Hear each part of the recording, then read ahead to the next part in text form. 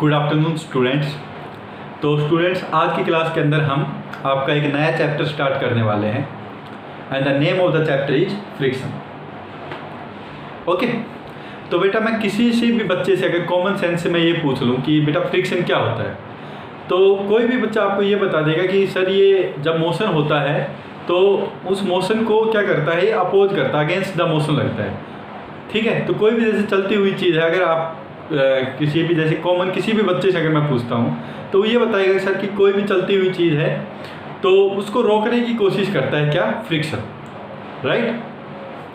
तो अभी हम अपने फिजिक्स की लैंग्वेज में इसी डेफिनेशन को हम लिखते हैं। तो बेटा फ्रिक्शन क्या होता है, it is the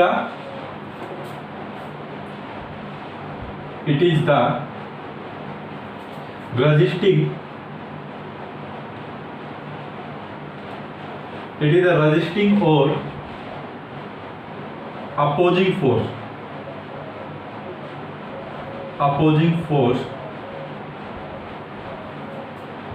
which it is a resisting or opposing force which resist the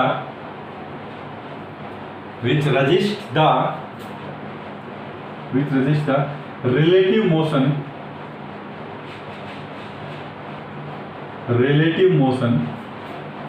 between two surfaces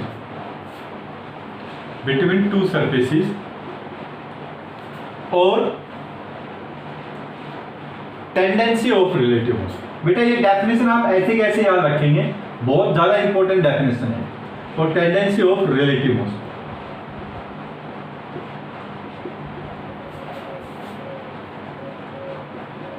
और चैप्टर की भी बात करूँ तो काफ़ी इंपॉर्टेंट चैप्टर है।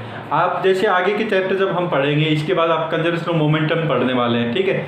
उसके बाद हम रिजिड बॉडी डायनामिक्स पढ़ने वाले हैं, जिसके अंदर हम रोटेशनल मोशन वगैरह के बारे में डिस्कस करेंगे। आफ्टरवर्ड्स जितने भी आपके मैकेनिक्स के चैप्टर आएंगे तो वहाँ पे आप देखेंगे कि फ्रिक्शन का तो वहाँ पे मोस्टली प्रॉब्लम्स के अंदर यूज़ होता है फ्रिक्शन का।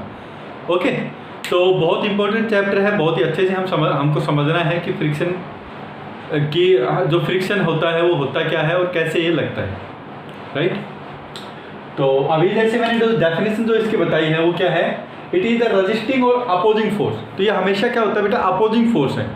और किसको अपोज करता है, ये रजिस्ट करता है और अपोज करता है किसको, relative motion between the two surface. अगर दो सरफेस है, सपोज कर लीजिए एक ग्राउंड सरफेस है और एक कोई व्हीकल उसके ऊपर चल रहा है, तो बेटा दो सरफेस के बीच में जो रिलेटिव मोशन होता है उसको क्या करता है, ये अपोज करता है हमेशा, ठीक है। एक तो बेटा रिलेटिव मोशन मान ले हो रहा है तो उसको अपोज करेगा, और दूसरा क्या होता है बेटा, उसकी जो टेंडेंसी होती है, सपोज कर लीजिए कि वो चल नहीं रहा लेकिन उसकी टेंडेंसी है ऊपर चलने की, तो उसको भी क्या करता है बेटा, ये जो हमारा फ्रिक्शन होता है ये उसको भी क्या करता है, अपोज करता है। ओके, तो जैसे कि एक एग्जांपल आपको देता हूं,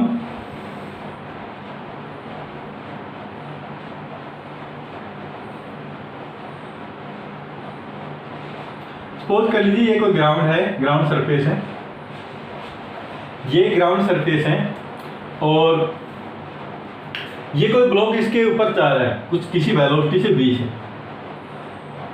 अगर मैं आपसे पूछूं कि फ्रिक्शन फोर्स बेटा कैसे लगेगा, तो फ्रिक्शन फोर्स कैसे लगेगा, फ्रिक्शन फोर्स ये क्या कर रहा है, ये दो सरफेस है, एक तो किसका सरफेस हो गया, इस ब्लॉक का सरफेस, एक ग्राउंड का सरफेस।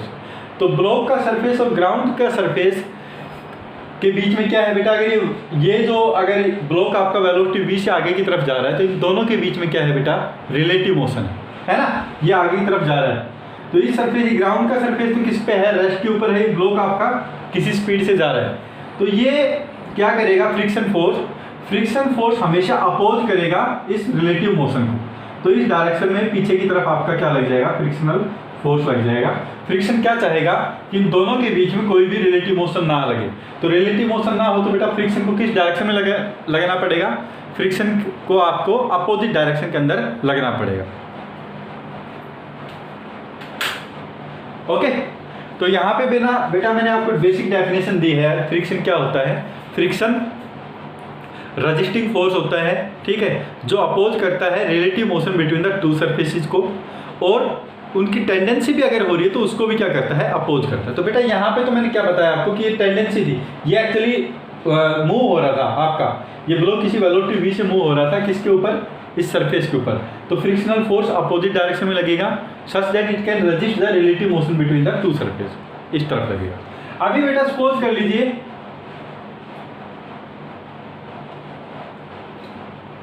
आप सपोज कर लीजिए कि ये ब्लॉक है और इसके ऊपर आप कुछ फोर्स लगा रहे हैं, इसके ऊपर आप कुछ फोर्स लगा रहे हैं, तो ये ब्लॉक क्या चाहेगा, आगे की तरफ मूव करना चाहेगा, लेकिन फ्रिक्शन क्या करेगा, फ्रिक्शन इसको पीछे की तरफ लगेगा और इस ब्लॉक को मूव नहीं होने देगा आपका। ठीक है, तो फ्रिक्शन दो सिचुएशंस के अंदर लगता है। एक तो आपका ब्लॉक एक्चुअली रिलेटिव मोशन हो रहा है तो भी फ्रिक्शन पीछे की तरफ लगेगा। इस केस के अंदर भी आप देख सकते हैं कि अगर आप आगे की तरफ फोर्स लगा रहे हैं या एक्सटर्नल फोर्स लगा रहे हैं तो फ्रिक्शन क्या बोलेगा कि तू भाई जा मत, रिलेटिव मोशन हो जाएगा। अगर तू आगे की तरफ जाएगा तो फ्रिक्शन पीछे की तरफ आपका लगना स्टार्ट हो जाएगा। इसका जैसे प्रैक्टिकल एग्जांपल मैं आपको देता हूँ। तो जैसे कि बेटा कोई भारी सी टेबल है, भारी सी आप कोई टेबल या मेज ले लीजिए और अगर आप उसको पुश करते हैं तो आप देखते हैं कि स्टार्टिंग में अगर आप थोड़ा फोर्स लगाते हैं तो मूव नहीं होती है। मूव क्यों नहीं होती है, क्योंकि न्यूटन सेकंड लॉ से तो आपको पता है कि किसी भी बॉडी के ऊपर, ये कोई भारी सी टेबल थी, अगर आप इसके ऊपर कुछ फोर्स लगा रहे हैं तो न्यूटन सेकंड लॉ से तो मास टाइम एक्सेलरेशन है, तो इसका मतलब ये मूव हो जानी चाहिए थी, लेकिन क्यों नहीं होती है, क्योंकि यहाँ पे फ्रिक्शन फोर्स इन दोनों के बीच में लगना स्टार्ट हो जाता है और वो फ्रिक्शन फोर्स ही क्या करता है, इसके मोशन को अपोज करता है। तो ये जो एक्सटर्नल फोर्स जो आप लगा रहे थे टेबल के ऊपर, उसको कौन बैलेंस कर देता है, फ्रिक्शनल फोर्स आपका बैलेंस कर देता है। इसी वजह से आपकी जो टेबल है वो आपकी मूव नहीं हो पाती। ओके, फिर धीरे धीरे आप जैसे जैसे फोर्स को बढ़ाते हैं वैसे वैसे क्या होता है बेटा, वैसे स्टार्टिंग में जैसे स्टार्टिंग कम लगाया, फिर थोड़ा सा और लगाया, फिर आपने ज़्यादा करके फोर्स लगा दिया। ज़्यादा करके जब आप फोर्स लगाते हैं तो क्या होता है, फ्रिक्शनल फोर्स की एक वैल्यू आती है, मैक्सिमम वैल्यू फ्रिक्शनल फोर्स लग जाती है, उसके बाद आपकी टेबल आगे सरक जाती है।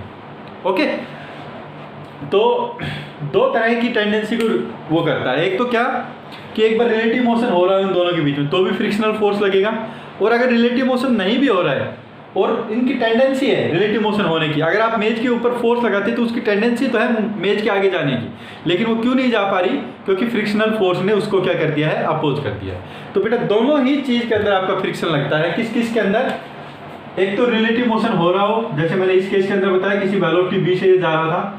दूसरा टेंडेंसी है रिलेटिव मोशन की, टेंडेंसी है रिलेटिव मोशन की, जैसे मैंने एक भारी मेज का आपको एग्जांपल दिया, भारी टेबल का एग्जांपल दिया। तो जब आप थोड़ा सा फोर्स लगाते हैं तो उसकी तो टेंडेंसी आगे जाने की, लेकिन फ्रिक्शन की वजह से वो आगे आपका नहीं जा पाता है। ठीक है, अगर फ्रिक्शन नहीं होता तो नो मैटर कि कितना भी आप थोड़ा सा भी फोर्स लगाते तो टेबल डेफिनेट है कि वो आपकी आगे सरकती, एज पर the Newton second law F = ma, है ना। तो वो आगे सरकती अगर फ्रिक्शन नहीं होता तो, लेकिन फ्रिक्शन की वजह से क्या हो रहा है, वो आपकी आगे जो टेबल है वो आपकी आगे सरक नहीं पा रही। ओके, तो दो तरह से फ्रिक्शन लगता है। एक तो रिलेटिव मोशन हो सकता है तब भी फ्रिक्शन लगता है, एक हो सकता है कि रिलेटिव मोशन ना हो लेकिन रिलेटिव मोशन होने की टेंडेंसी हो, तो भी आपका क्या लगता है बेटा, आपका फ्रिक्शनल फोर्स लगता है। ओके, तो ये डेफिनेशन तो अभी मेरे हिसाब से आपको समझ में आ गई होगी। अभी बेटा इसमें देखते हैं कि क्या रीजन क्या होता है फ्रिक्शनल फोर्स का, कारण क्या होता है reason for frictional force, reason for frictional force.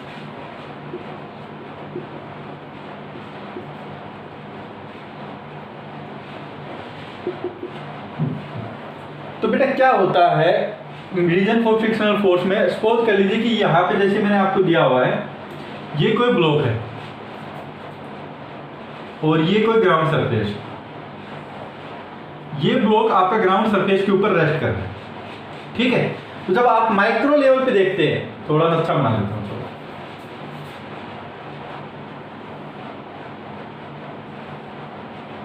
ये कोई सपोज कर लीजिए ब्लॉक है और यहाँ पे ये किसी ग्राउंड सरफेस के ऊपर रेस्ट कर रहा है। तो बेटा आप जब माइक्रो लेवल पे बाहर से आप देखेंगे तो आपको ऐसा लगेगा कि ये जो ग्राउंड का सरफेस, सपोज कर दी किसी फ्लोर के ऊपर, तो ये फ्लोर का जो सरफेस है आपको ऐसा लगेगा कि बिल्कुल स्मूथ है, कोई दिक्कत नहीं है। लेकिन जब आप माइक्रोस्कोप की हेल्प से देखते हैं तो आपको कभी भी ये सरफेस स्मूथ नहीं दिखेगा। ठीक है। सिमिलरली आपका जो ब्लॉक का जो सरफेस है वो भी अगर आप माइक्रो लेवल पे देखेंगे तो वो कभी भी स्मूथ नहीं होता है। तो अगर आप माइक्रो लेवल पे मैं अगर चीज़ों को देखना चाहूँगा तो आपको कुछ ऐसी चीज़ें दिखेंगी माइक्रो लेवल पे। एक मिनट, आपको कुछ सरफेस ऐसा दिखेगा माइक्रो लेवल पे। पूरा जो आपको प्लेन सरफेस जो आप अपनी आंखों से देख रहे हो तो आपको लग रहा है ये प्लेन सरफेस है, लेकिन जब आप माइक्रोस्कोपिक लेवल पे देखते हैं तो आपको जो प्लेन सरफेस वो प्लेन सरफेस नहीं दिखेगा, वो सरफेस आपको कुछ ऐसा दिखेगा, राइट। और इसके ऊपर ही क्या है, ब्लॉक का भी प्लेन सरफेस नहीं होता, उसका भी कुछ क्या रहता है, माइक्रोस्कोपिक लेवल पे सरफेस स्मूथ नहीं होता, प्लेन नहीं होता बिल्कुल भी। तो उसकी वजह से क्या होता है बेटा कि यहाँ पे एक तो सरफेस आपका ये तो क्या हो गया, ग्राउंड का सरफेस हो गया जो जिगजैग है माइक्रोस्कोपिक लेवल पे। चलो मैं इसको देख लेता हूँ माइक्रोस्कोपिक लेवल पे। दूसरा बेटा आपका जो ब्लॉक है उसका सरफेस भी कुछ ऐसा ही रहता है,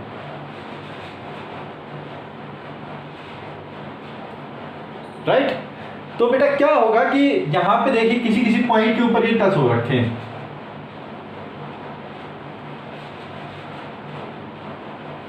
तो उसके ऊपर ये ग्राउंड सरफेस है, ये क्या है, इसके नीचे का सरफेस माइक्रोस्कोपिक लेवल पे मैंने ब्लॉक का दिखाया है। तो बेटा जब आप ब्लॉक को फोर्स लगा के मूव करवाने की कोशिश करेंगे तो बेटा क्या होगा, यहाँ पे हाई प्रेशर की वजह से और हाई टेम्परेचर की वजह से हल्के हल्के छोटे छोटे बॉन्ड बन जाते हैं, है ना। आपने कभी देखा होगा कि दो गर्म चीज़ें हैं, ठीक है, अगर आप उनको ऐसे प्रेस कर देते हैं एक दूसरे से तो क्या हो जाती है, एक दूसरे की चिपक जाती हैं। चिपक क्यों जाती हैं, क्योंकि वहाँ पे आपस में क्या बन जाते हैं, बॉन्ड बन जाते हैं। वहाँ पे आपस में क्या बन जाता है, बॉन्ड बन जाता है, राइट। सिमिलरली यहाँ पे भी सेम ही चीज़ हुई कि यहाँ पे थोड़ा सा हल्का सा जिगजैग सा पोर्शन था और ये जो वेट था ब्लॉक का ये इसके ऊपर गिर रहा था इस तरह से, और ऊपर गिरने की वजह से यहाँ पे जिन जिन पॉइंट के ऊपर कांटेक्ट था वहाँ पे क्या हुआ बेटा, हल्का सा क्या बन गया, आपस में एक दूसरे के चिपक गए और बॉन्ड बन गया, राइट। तो अभी अगर आपको ये ब्लॉक को मूव करना पड़ेगा, मूव करवाना है आपको इस ब्लॉक को, तो बेटा ये बॉन्ड को टूटना पड़ेगा। सबसे पहले जो बॉन्ड जो बन चुके हैं यहाँ पे आपस में जिगजैग पोर्शन पे, इन बॉन्डों को, ये जो बॉन्ड जो बन चुका है आपका, इन बॉन्ड्स को क्या करना पड़ेगा, हमको तोड़ना पड़ेगा। तो जब आप फोर्स लगाते हैं तो एक कुछ मैक्सिमम कुछ मिनिमम वैल्यू होती है जिसके ऊपर ये बॉन्ड आपके टूट सकते हैं, है ना। तो जब तक आप उतना फोर्स नहीं लगाएंगे जितना कि जिससे कि ये जो हमारे जो बॉन्ड जो बने हुए हैं ये टूट जाएं, तब तक आपका ब्लॉक क्या नहीं होगा बेटा, मूव नहीं होगा। ओके, तो यही कारण है किसका, फ्रिक्शन का। माइक्रोस्कोपिक लेवल पे क्या होता है बेटा, जो सरफेस होते हैं हमारे किसका, ब्लॉक का भी एज वेल एज द जो ग्राउंड का सरफेस होता है वो क्या होते हैं आपके, बिल्कुल प्लेन नहीं होते हैं, वो जिगजैग होते हैं। जिगजैग होने से क्या होता है कि ये सरफेस आपस में एक दूसरे के किसी किसी पॉइंट्स के ऊपर टच करते हैं और वहाँ पे क्या बन जाता है, कुछ बॉन्ड बन जाता है। तो यही बॉन्ड रीजन होता है किसका, आपका फ्रिक्शन का रीजन होता है, क्योंकि इन बॉन्ड्स को आपको क्या करना पड़ता है, इन बॉन्ड्स को तोड़ के आगे बढ़ना पड़ता है इस ब्लॉक को, ठीक है। तो ये बॉन्ड को आगे बढ़ने के लिए आपको इन बॉन्ड्स को तोड़ना पड़ेगा, और यही जो बॉन्ड जो बन जाते हैं यही क्या, किसका रीजन, यही रीजन होते हैं आपका किसका, फ्रिक्शन, ठीक है, रीजन ऑफ फ्रिक्शन।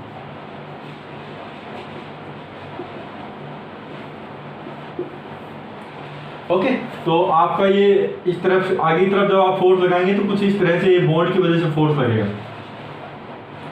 इस तरह से आप समझ, तो इस तरह से आप चीजों को समझ सकते हैं।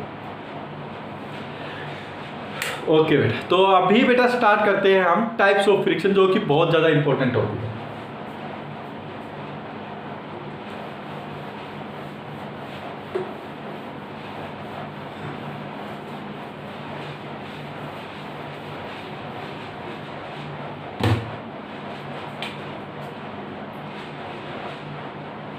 Types of friction.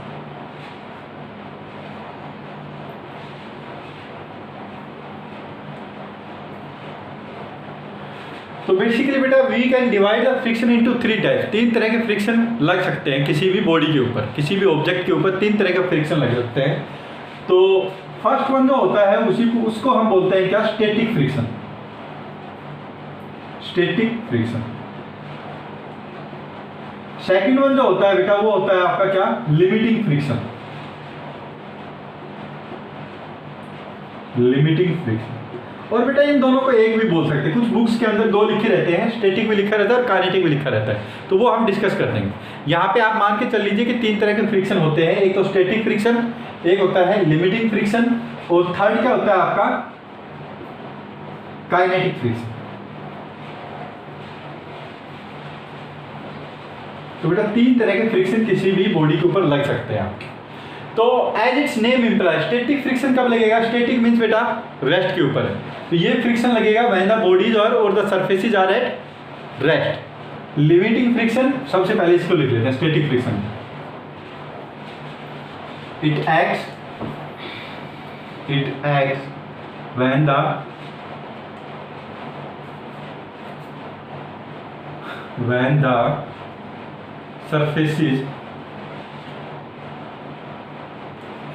the surfaces are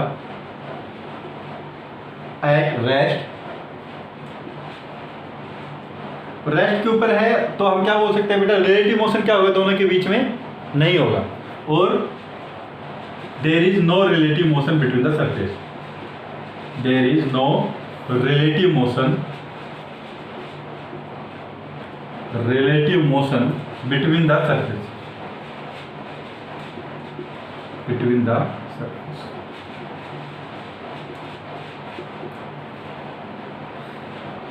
ठीक है बेटा, तो एक तो ये हो गया, तो इसीलिए इसको बोलते हैं स्टैटिक फ्रिक्शन। इसके बारे में डिटेल से पढ़ेंगे, अभी तो बस ये याद रखिए, स्टैटिक मींस जब रेस्ट के ऊपर जब बॉडी हमारी रेस्ट के ऊपर होगी तो स्टैटिक लगेगा। काइनेटिक कब लगेगा? जब बॉडी हमारी मूव कर रही होगी किसी सरफेस के ऊपर, तो आपका क्या लगेगा? काइनेटिक लगेगा। और लिमिटिंग क्या होता है बेटा? लिमिटिंग होता है, ये होता है maximum value of static friction. Maximum value of static friction. अब मैक्सिमम वैल्यू क्या होती है, क्या नहीं होती है, वो चीज़ हम बाद में डिस्कस कर लेंगे। तो अभी तो बस इतना याद रखिए, मैक्सिमम वैल्यू होती है किसकी? स्टैटिक फ्रिक्शन की। ओके। और काइनेटिक फ्रिक्शन कब लगता है बेटा? Kinetic friction when the two surfaces are, when one surface moves relative to the other surface,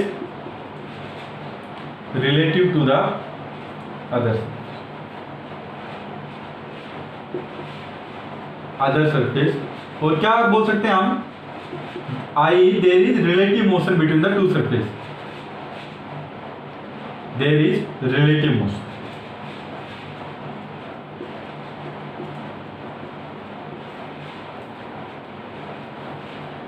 okay. तो टाइप्स ऑफ फ्रिक्शन में मैंने आपको बस तीन बताए, स्टैटिक के बाद limiting, third one kinetic. Static जब दो सरफेस रेस्ट के ऊपर रहेंगे, हमेशा तब लगेगा स्टैटिक फ्रिक्शन जब दो सरफेस आपको रेस्ट पे दिख जाए। ठीक है, कोई भी बॉडी मूव नहीं हो रही है तो आपको क्या मिलेगा? Static friction. बॉडी अगर आपकी मूव नहीं हो रही तो क्या मिलेगा बेटा? Static friction. लिमिटिंग फ्रिक्शन इसकी मैक्सिमम वैल्यू होती है, वो हम बाद में देख लेंगे। काइनेटिक कब लगेगा? जब कोई बॉडी किसी सरफेस के ऊपर आपकी मूव होनी स्टार्ट हो गई, जब आपको मोशन दिख जाए किसी बॉडी कोई सरफेस के ऊपर चल रही है, तो आपको हमेशा कौन सा लगेगा? काइनेटिक लगेगा। काइनेटिक मूवमेंट रहेगा, स्टैटिक रेस्ट के ऊपर रहेगी, लिमिटिंग हम बाद में देख लेंगे। मैक्सिमम वैल्यू होती है स्टैटिक फ्रिक्शन की। ओके, तो बेटा आज हम स्टार्ट करते हैं आपका स्टैटिक फ्रिक्शन के बारे में। बहुत इंपॉर्टेंट है स्टैटिक फ्रिक्शन को समझना कि स्टैटिक फ्रिक्शन क्या होता है, तो और इसकी क्या वैल्यू होती है, किस डायरेक्शन में लगता है, और इसकी क्या मैक्सिमम वैल्यू होती है। तो बेटा मैं ये रब कर रहा हूँ आपका।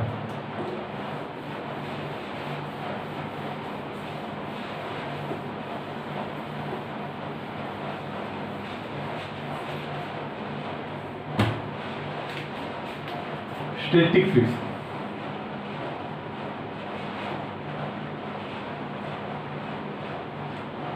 तो बेटा इसकी डेफिनेशन तो मैंने ऑलरेडी दे दी है। It acts when there is no relative motion,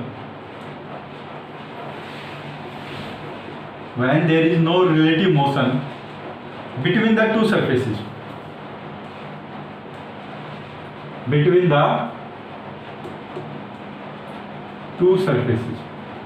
अगर दो सरफेस के बीच में कोई भी रिलेटिव मोशन नहीं है तब ये लगता है आपका स्टैटिक फ्रिक्शन। अब ठीक है बेटा, आपको पता चल गया कि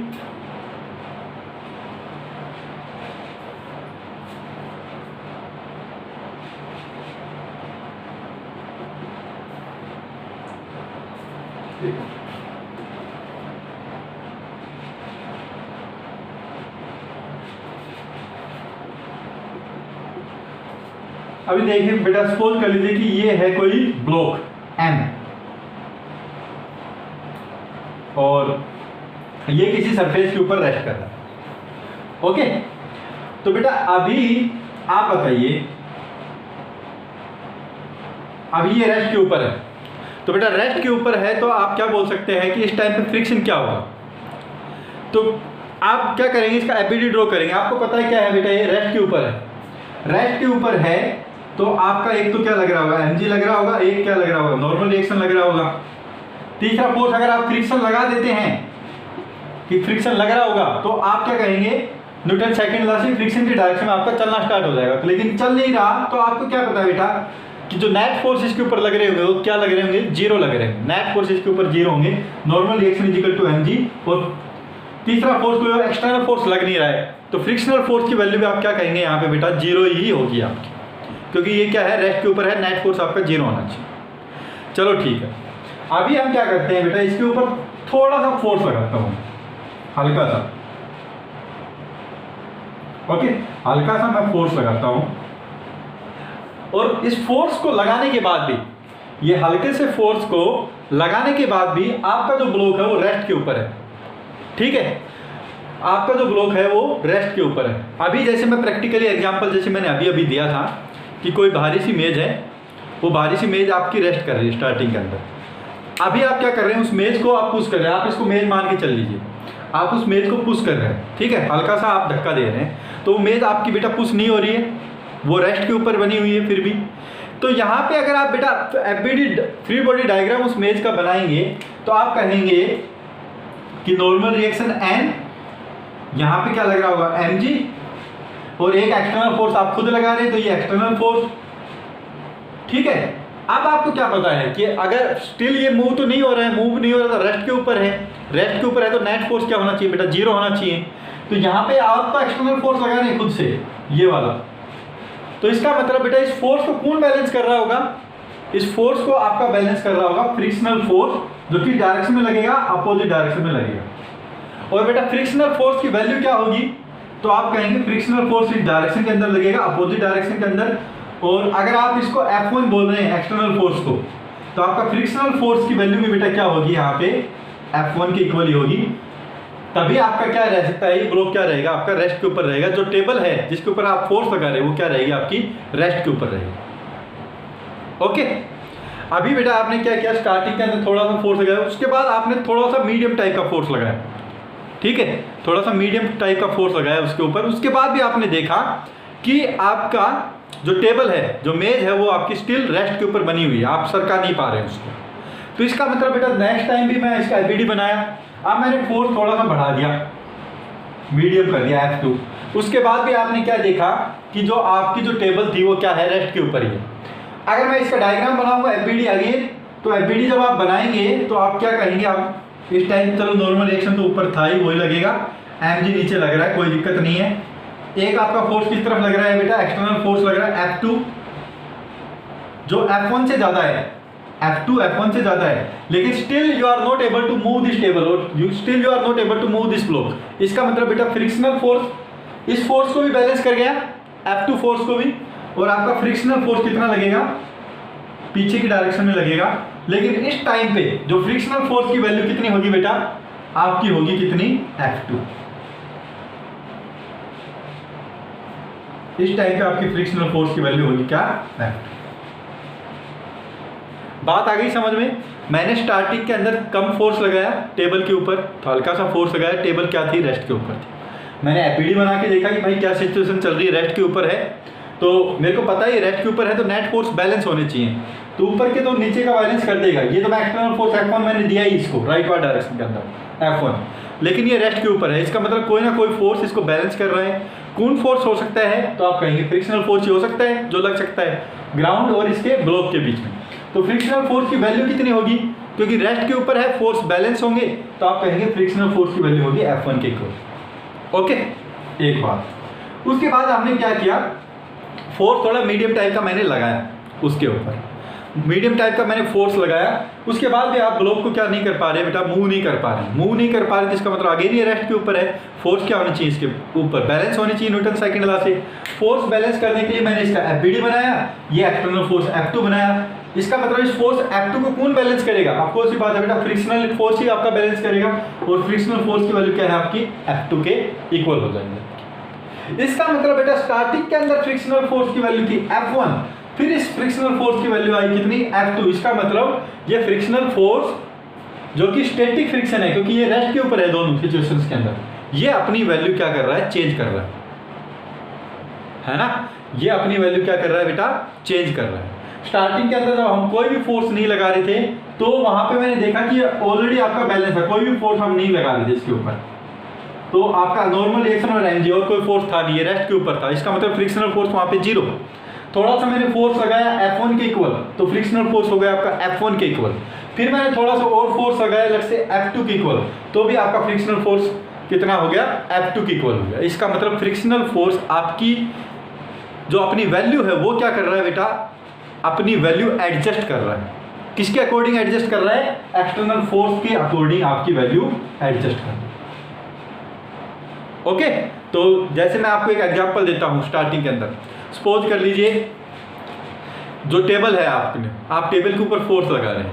सपोज कर लीजिए कि वो टेबल स्टार्टिंग में तो आपको पता जब आप फोर्स लगाएंगे तो हिलेगी नहीं, आपसे हिलेगी नहीं। आपने 1 न्यूटन फोर्स लगाया उसके ऊपर, आपकी हिली नहीं, वो टेबल हिली नहीं, तो इसका मतलब बेटा वो 1 न्यूटन फोर्स जो एक्सटर्नल फोर्स आप लगा रहे थे उसको कौन बैलेंस करेगा, फ्रिक्शनल फोर्स बैलेंस करेगा। तो फ्रिक्शनल फोर्स की वैल्यू कितनी आ जाएगी बेटा, 1 न्यूटन आ जाएगी।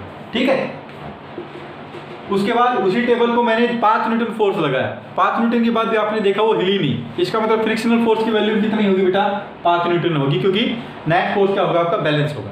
उसके बाद आपने फोर्स टेबल के ऊपर लगाया 10-20 न्यूटन, उसके बाद भी आपसे हिली नहीं टेबल। इसका मतलब फ्रिक्शनल फोर्स भी कितना होगा बेटा, वहाँ पे 20 न्यूटन होगा। फिर आपने और फोर्स बढ़ाते गए, 40 न्यूटन किया, 40 न्यूटन पे नहीं बढ़ रही। इसका मतलब बेटा फ्रिक्शनल फोर्स की वैल्यू आपकी है 40 न्यूटन। सपोज कर लीजिए कि आपने 49.99 लगाया, उसके बाद भी फ्रिक्शन जो टेबल है वो आपकी बढ़ नहीं रही, तो आप कहेंगे फ्रिक्शनल फोर्स की वैल्यू कितनी होगी बेटा, 49.99 रहेगी। और जैसे ही आपने 50 तक लगाया, 50 तक लगाया, जैसे ही आपने 50 न्यूटन फोर्स लगाया, आपकी टेबल मूव होनी स्टार्ट हो गई। ठीक है, आपकी टेबल क्या होगी, धड़का सा आपकी टेबल मूव होनी स्टार्ट हो गई, तो वहाँ पे आपकी आ गई फ्रिक्शन की वैल्यू कितनी बेटा, 15 न्यूटन, है ना। तो आपने देखा कि जो फ्रिक्शन की जो वैल्यू है वो आपकी एडजस्ट हो रही है, वो 0 भी हो सकती है, 1 भी हो सकती है, 40 भी हो सकती है, 50 भी हो सकती है। तो ये वैल्यू आपकी क्या कर रहा है, फ्रिक्शन अपनी वैल्यू क्या कर रहा है बेटा, एडजस्ट कर रहा है। और किसके अकॉर्डिंग एडजस्ट कर रहा है, एक्सटर्नल सिचुएशन के अकॉर्डिंग अपनी वैल्यू एडजस्ट कर रहा है, एक्सटर्नल फोर्स के अकॉर्डिंग अपनी वैल्यू एडजस्ट कर रहा है आपकी, है ना। तो और इसकी जो मिनिमम वैल्यू जो मैंने बताई, मिनिमम वैल्यू क्या हो सकती है बेटा, 0 हो सकती है, और मैक्सिमम वैल्यू जब 50 न्यूटन पे जहाँ पे ये चलना स्टार्ट हो गया उसके बाद तो चलना स्टार्ट हो गया आपका। ठीक है, तो मैक्सिमम वैल्यू क्या हो सकती है इसकी, 50 न्यूटन तक हो सकती है।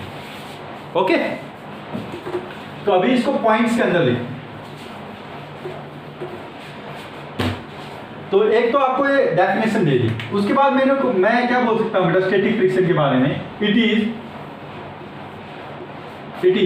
Self adjustable in nature.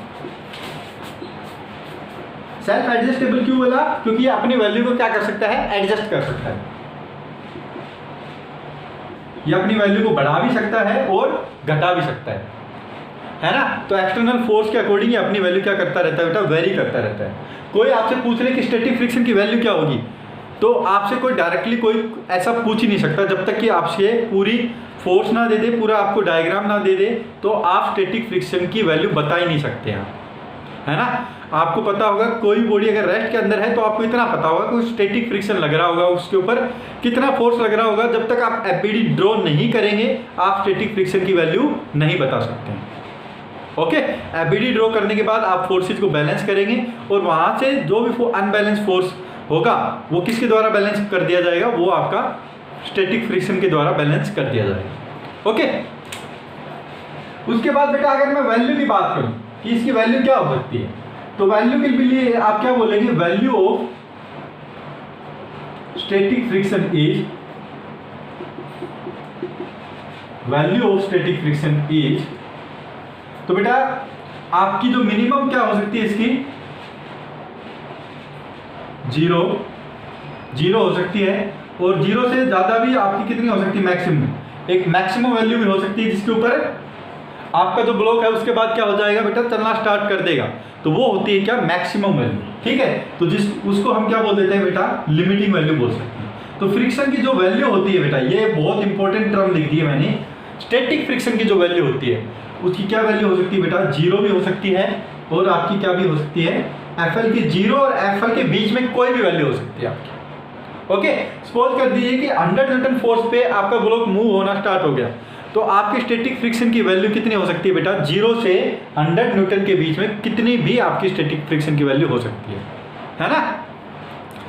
जैसे कि फॉर एग्जांपल आपने वो टेबल जैसे आप मूव कर रहे थे, तो आपको पता है वो 100 न्यूटन फोर्स के ऊपर चलना स्टार्ट हुआ है, तो अगर आप 100 न्यूटन से कितना भी कम फोर्स लगाएंगे तो क्या वो मूव होने स्टार्ट हो जाएगी, तो आप कहेंगे आप कोई सी बात नहीं होगी। आप 70 न्यूटन भी लगा लीजिए, 80 लगा लीजिए, 90 लगा लीजिए, 99 लगा लीजिए, 2 न्यूटन लगा लीजिए, 10 न्यूटन लगा लीजिए, आपकी जो टेबल है जब तक कि आप 100 न्यूटन फोर्स उसके ऊपर ना लगा दें वो आपकी मूव नहीं होने वाली। ठीक है, तो वहाँ पे अगर आप किसी भी फोर्स के ऊपर अगर आप एपीडी बनाएंगे तो नॉर्मल रिएक्शन और एनर्जी तो चलो बैलेंस कर देंगे, एक्सटर्नल फोर्स अगर आप 2 न्यूटन लगा रहे हैं तो आपको पता है वो रेस्ट के ऊपर ही रहने वाली है, तो आपका स्टैटिक फ्रिक्शन की वैल्यू कितनी हो जाएगी, 2 न्यूटन। 20 न्यूटन कर रहे हैं तो स्टैटिक की 20, आप 100 न्यूटन लगा रहे हैं तो स्टैटिक फ्रिक्शन की वैल्यू कितनी हो जाएगी, 100 के बाद वो मूव होना स्टार्ट हो जाएगा। ओके, तो ये जो मैक्सिमम जो वैल्यू होती है इसी को हम क्या बोल देते हैं बेटा, लिमिटिंग वैल्यू बोल देते हैं। ओके, तो एक और पॉइंट इसके बारे में लिख लेंगे, 0 से मैक्स लिमिटिंग वैल्यू तक इसकी क्या करती है, वैरी करती है। Maximum value of static friction is, maximum value of static friction, maximum value of static friction, maximum value of static friction is called, is known as limiting value, limiting value. तो बेटा जो maximum value होती है उसी को हम क्या बोल देते हैं, लिमिटिंग वैल्यू बोल देते हैं। ओके, तो बेटा जो मैंने दो सेकंड टाइप बताया था, जो लिमिटिंग फ्रिक्शन बताया था, वो लिमिटिंग फ्रिक्शन क्या होता है, वो स्टैटिक फ्रिक्शन ही होता है, लेकिन स्टैटिक फ्रिक्शन की क्या होती है, वो मैक्सिमम वैल्यू होती है। ओके, स्टैटिक फ्रिक्शन का फॉर्मूला क्या होता है, अगर आपसे पूछ रहे कि स्टैटिक फ्रिक्शन का क्या फॉर्मूला होता है to find out the static friction, तो आप कहेंगे कोई फॉर्मूला नहीं होता है, इसकी वैल्यू वेरी करती है 0 से एफएल तक। अगर आपसे कोई पूछ रहे लिमिटिंग वैल्यू की क्या वैल्यू, लिमिटिंग वैल्यू क्या का फॉर्मूला क्या होता है, तो लिमिटिंग वैल्यू को फाइंड आउट करने का हमारे पास एक फॉर्मूला होता है, वो अभी हम सीखने वाले हैं, देखने वाले हैं। ओके, तो अभी बेटा यहाँ तक आई होप कि it is clear to you. अभी लिमिटिंग फ्रिक्शन हम देखने वाले हैं। लिमिटिंग फ्रिक्शन क्या मतलब, maximum value of static friction.